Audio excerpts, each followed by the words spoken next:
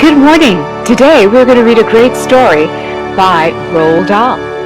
Roald Dahl is a very famous author. He wrote hundreds of stories and books for children. And he had such a wild imagination because he grew up in very special circumstances alongside a grandmother that would feed him with the most extraordinary stories any little child could ever imagine. And he took all of those stories and put them together into different books and stories for children. Today, I have the pleasure of reading The Enormous Crocodile. So please sit back, relax, and enjoy the pleasure of hearing words written by Roald Dahl. The Enormous Crocodile. In the biggest, brownest, muddiest river in Africa, two crocodiles lay with their heads just above the water. One of the crocodiles was enormous. The other was not so big. "Do you know what I want for my lunch today?" the enormous crocodile asked. "No," the not-so-big one said. "What?" The enormous crocodile grinned, showing hundreds of sharp white teeth. "For my lunch today," he said, "I would like a nice, juicy little child." "I never eat children," the not-so-big one said. "Only fish." "Ho, ho, ho, ho!" cried the enormous crocodile. "I'll bet if you saw a fat, juicy little child paddling in the water over there at this very moment, you'd glump him up in one gulp."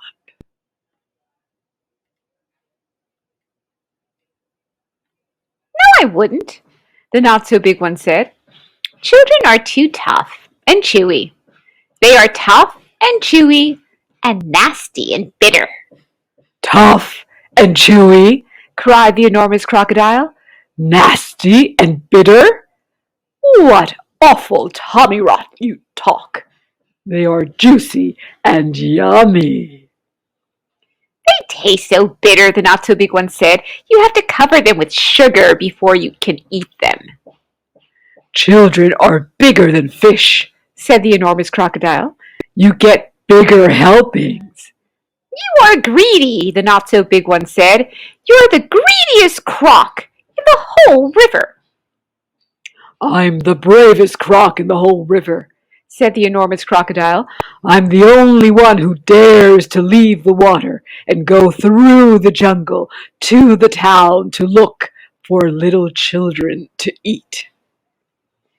"You've only done that once," snorted the not-so-big one. "And what happened then? They all saw you coming and ran away." "Ah, but today, when I go, they won't see me at all," said the enormous crocodile. "Of course they'll see you," the not-so-big one said. "You're so enormous and ugly. They'll see you from miles away." The enormous crocodile grinned again, and his terrible sharp teeth sparkled like knives in the sun. "Nobody will see me," he said, "because this time I've thought up secret plans and clever tricks." "Clever tricks?" cried the not-so-big one. "You're never done anything clever in your life. You're the stupidest croc on the whole river." "I'm the cleverest croc on the whole river," the enormous crocodile answered. "For my lunch today, I shall feast upon a fat, juicy little child, while you lie here in the river feeling hungry. Goodbye." The enormous crocodile swam to the side of the river and crawled out of the water. A gigantic creature was standing in the slimy, oozy mud on the riverbank. It was Humpy Rumpy, the hippopotamus. "Hello, hello," said Humpy Rumpy. "Where on earth are you off to at this time of day?" "I have secret plans and clever tricks," said the crocodile. "Oh dear," said Humpy Rumpy. "I'll bet you're gonna do something horrid."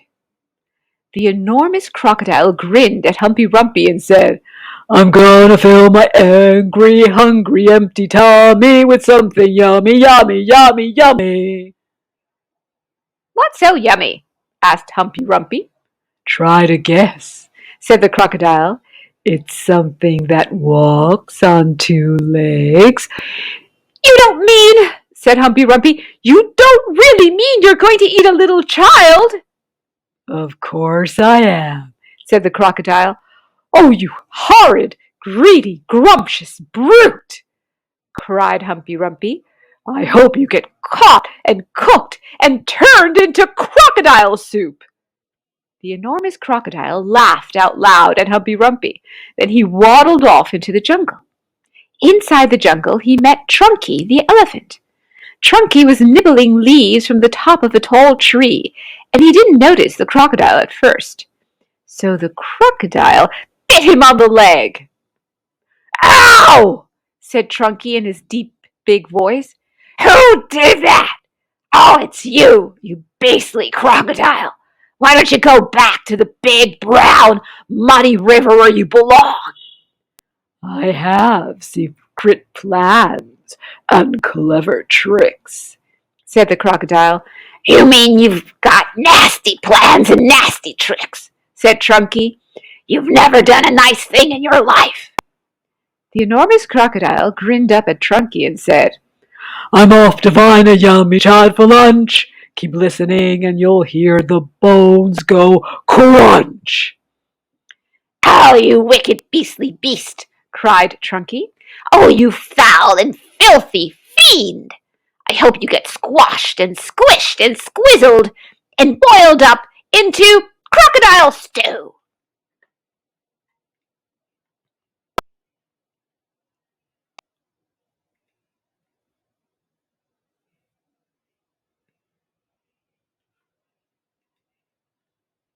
The enormous crocodile laughed out loud and disappeared into the thick jungle. A bit further on, he met Muggle the monkey. Muggle was sitting in a tree eating nuts. "Hello, Crocky," said Muggle "What are you up to now?" I have secret plans and clever tricks, said the crocodile. "Would you like some nuts?" asked Muggle I have better things to eat than nuts, sniffed the crocodile. "I didn't think there was anything better than nuts," said Muggle Aha, said the enormous crocodile. The sort of things that I'm going to eat have fingers, toenails, arms and legs and feet. Muggle went pale and began to shake all over. "You aren't really going to gobble up a little child, are you?" he said. Of course I am, said the crocodile. Clothes and all. They taste better with the clothes on. "Oh, you horrid, hoggish croc!" cried Muggle "You slimy creature! I hope the buttons and buckles all stick in your throat and choke you to death!" The crocodile grinned up at Muggle and said, I eat monkeys too. And quick as a flash, with one bite of his huge jaws, he bit through the tree that Muggle was sitting in, and down it came. But just in time, Muggle jumped into the next tree and swung away through the branches.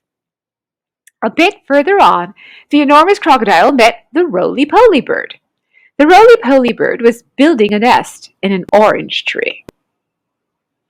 "Hello there, enormous crocodile," sang the roly-poly bird. "We don't often see you up here in the jungle." Ah, said the crocodile, I have secret plans and clever tricks. "I hope it's not something nasty," sang the roly-poly bird. Nasty, cried the crocodile. Of course it's nasty. It's delicious. It's luscious, it's super, it's muscious, it's duper. It's better than rotten old fish. You mash it and much it, you chew it and crunch it. It's lovely to hear it go squish. "It must be berries," sang the roly-poly bird. "Berries are my favorite food in the world. Is it raspberries, perhaps? Or could it be strawberries. The enormous crocodile laughed so much his teeth rattled together like pennies in a money box. Crocodiles don't eat berries, he said. We eat little boys and girls, and sometimes we eat roly-poly birds as well. Very quickly, the crocodile reached up and snapped his jaws at the roly-poly bird. He just missed the bird, but he managed to catch hold of the long, beautiful feathers in his tail. The roly-poly bird gave a shriek of terror and shot straight up into the air, leaving his tail feathers behind in the enormous crocodile's mouth. At last the enormous crocodile came out of the other side of the jungle into the sunshine. He could see the town not so far away. Ho, ho, he said, talking aloud to himself. Ha ha, that walk through the jungle has made me hungrier than ever. One child isn't going to be nearly enough for me today. I won't be full up until I've eaten at least 3 juicy children. He started to creep forwards towards the town. The enormous crocodile crept over to a place where there were a lot of coconut trees. He knew that children from the town often came here looking for coconuts. The trees were too tall for them to climb, but there were always some coconuts on the ground that had fallen down. The enormous crocodile quickly collected all the coconuts that were lying on the ground. He also gathered together several fallen branches. Now for clever trick number 1, he whispered to himself. It won't be long before I'm eating the first part of my lunch. He took all the coconut branches and held them between his teeth. He grasped the coconuts in his front paws. Then he stood straight up in the air, balancing himself on his tail.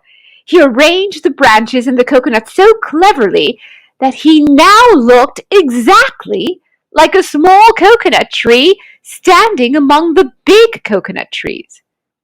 Soon, 2 children came along. They were brother and sister. The boy was called Toto. His sister was called Mary. They walked around looking for fallen coconuts, but they couldn't find any because the enormous crocodile had gathered them all up. "Oh, look!" cried Toto. "That tree over there is much smaller than the others, and it's full of coconuts. I think I could climb that one quite easily if you can help me up the first bit." Toto and Mary ran towards what they thought was a small coconut tree. The enormous crocodile peered through the branches, watching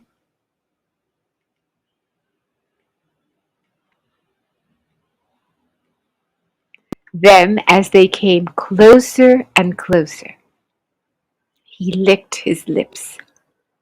He began to dribble with excitement.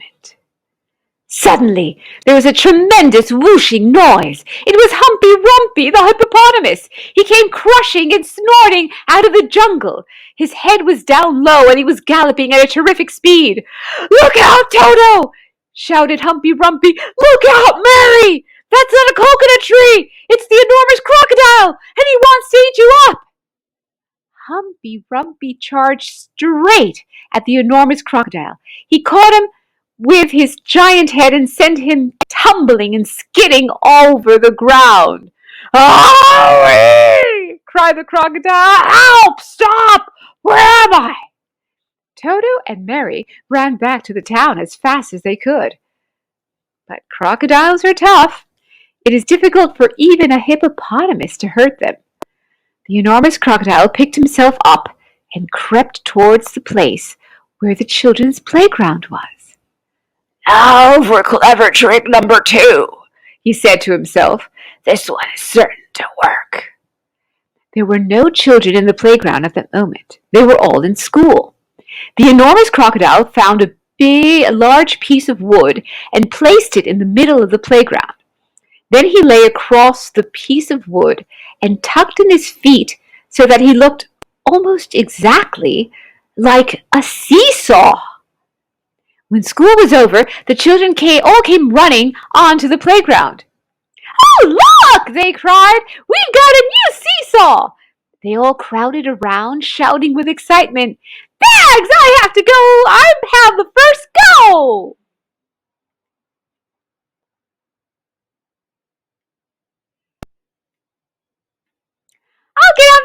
friend. I want to go first. So do I, so do I. Then a girl who was older than the others said, It's a rather funny, knobbly sort of a seesaw, isn't it? Do you think it'll be safe to sit on? Of course it will, the others said. It looks as strong as anything.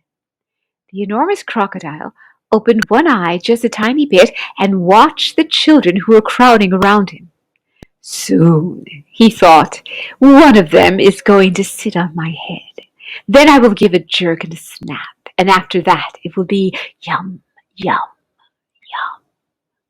At that moment there was a flash of brown, and something jumped into the playground and hopped up on to the top of the swings. It was Muggle Wump, the monkey. Run! Muggle Wump shouted to the children. All of you! Run! Run! Run! It's not a seesaw! It's the enormous crocodile, and he wants to eat you up! The children screamed and ran for their lives. Muggle Wump disappeared back into the jungle, and the enormous crocodile was left all alone in the playground. He cursed the monkey and waddled back into the bushes to hide. I'm getting hungrier and hungrier, he said. I shall have to eat at least 4 children now before I'm full up. The enormous crocodile crept around the edge of the town, taking great care not to be seen. He came to a place where they were getting ready to have a fair. There were slides and swings and dodgem cars and people selling popcorn and candy floss. There was also a big roundabout. The roundabout had marvelous wooden creatures for the children to ride on. It's like a merry-go-round. They called it roundabout over there in Europe. There were white horses and lions and tigers and mermaids with fishes' tails and fearsome dragons with red tongues sticking out of their mouths. Now for clever trick number 3, said the enormous crocodile, licking his lips. When no one was looking, he crept up onto the roundabout and put himself between a wooden lion and a fearsome dragon. He sat up a bit on his back legs and kept very still.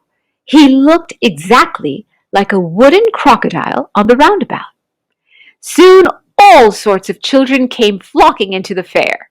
Some of them ran towards the roundabout. They were very excited. I'm going to ride on a dragon, cried one. I'm going to ride on a lovely white horse, cried another. I'm going on the lion, cried a third one. And one little girl, whose name was Jill, said, I'm going to ride on that funny old wooden crocodile. The enormous crocodile kept very still, but he could see the little girl coming towards him. Yummy, yum, yum, he thought. I'll glump her up easily in one gulp. Suddenly there was a swish and a swoosh, and something came swishing and swooshing out of the sky. It was the roly-poly bird. He flew round and round the roundabout, singing, Look out, Jill! Look out! Look out! Don't cry on the crocodile! Jill stopped and looked up. That's not a wooden crocodile, sang the roly-poly bird. It's a real one. It's the enormous crocodile from the river, and he wants to eat you up. Jill turned and ran.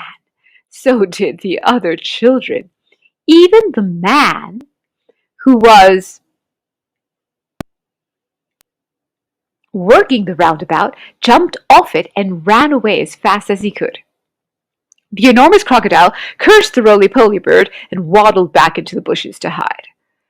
I'm so hungry now, he said to himself. I could eat 6 children before I'm full up. Just outside the town, there was a pretty little field with trees and bushes all round it. This was called the picnic place. There were several wooden tables and long benches, and people were allowed to go there and have a picnic at any time.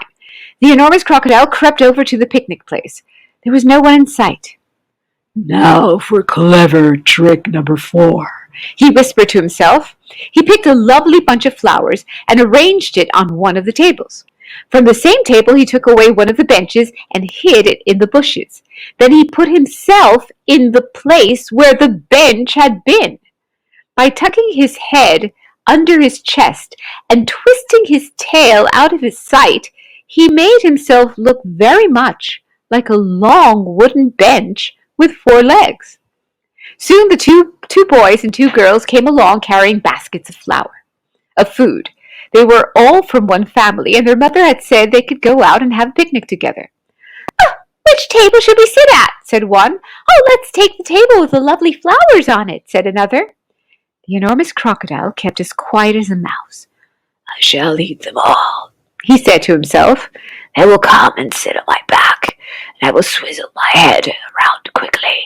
And after that, there'll be a squish, crunch, gollop." Suddenly, a big, deep voice from the jungle shouted, "Stand back! Children, stand back! Stand back!" The children stopped and stared at the place where the voice was coming from. Then, with a crashing of branches, Trunky the elephant came rushing out of the jungle. "That's not a bench you're going to sit on," he bellowed. "It's the enormous crocodile, and he wants to eat you all up." Trunky trotted over to the spot where the enormous crocodile was standing, and quick as a flash, he wrapped his trunk around Crocodile's tail and hoisted him up into the air. I'm almost afraid to turn the page. Let's see what happens.